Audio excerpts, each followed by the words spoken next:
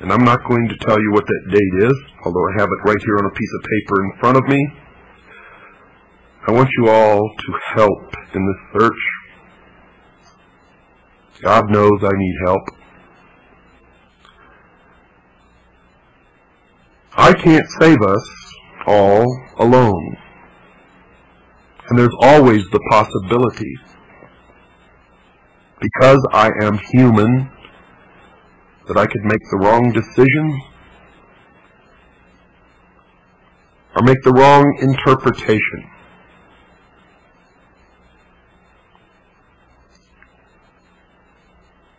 And that's why I formed CAGI, because many of us working together and digging and searching for information are much more likely not to make the mistakes than one man working alone.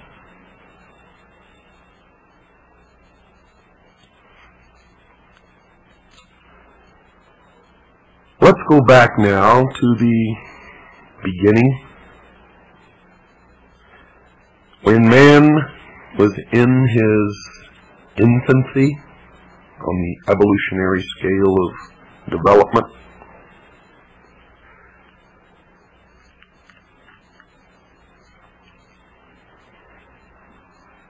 Man was alone. Alone in the sense that he did not have all of the help and the knowledge that we have today that enables us to survive. You see, man then was subject to the cold, to the wild beasts of prey. He didn't have a home, didn't have air conditioning in the summer, didn't have heating in the winter, didn't have medical doctors. If he became ill or injured, was most likely to die. So it did not take ancient man very long to decide that in this world the single greatest enemy to be feared was the darkness of night and all the unknown dangers that came with it. And simply stated, man's first enemy was darkness.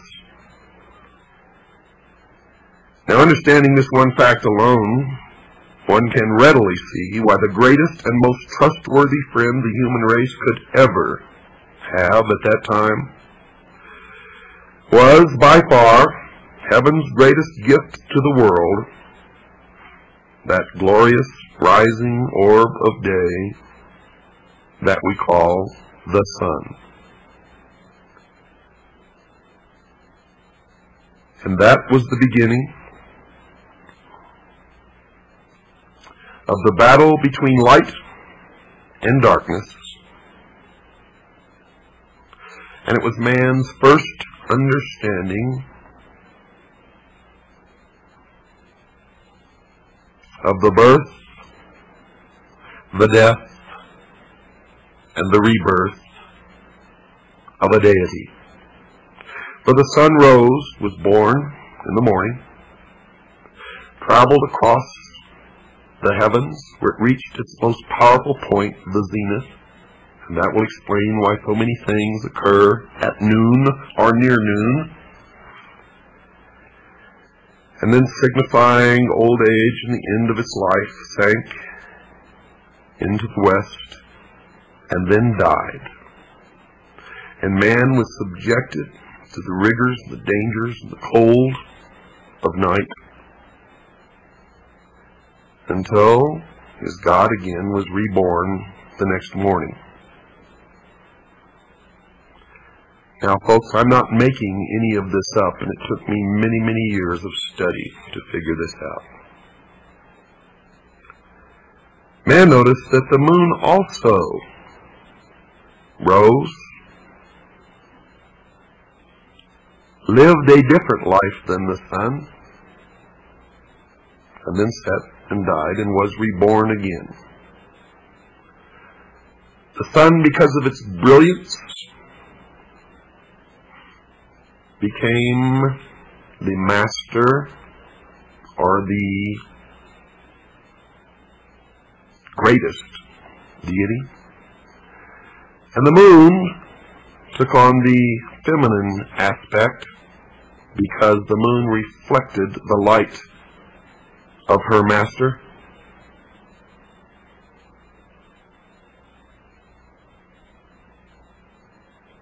And all of this will begin to make sense to you eventually as we go through this, because from now on, every program that I do is going to be devoted to this, to the explanation of the esoteric religion, the ancient mystery religion.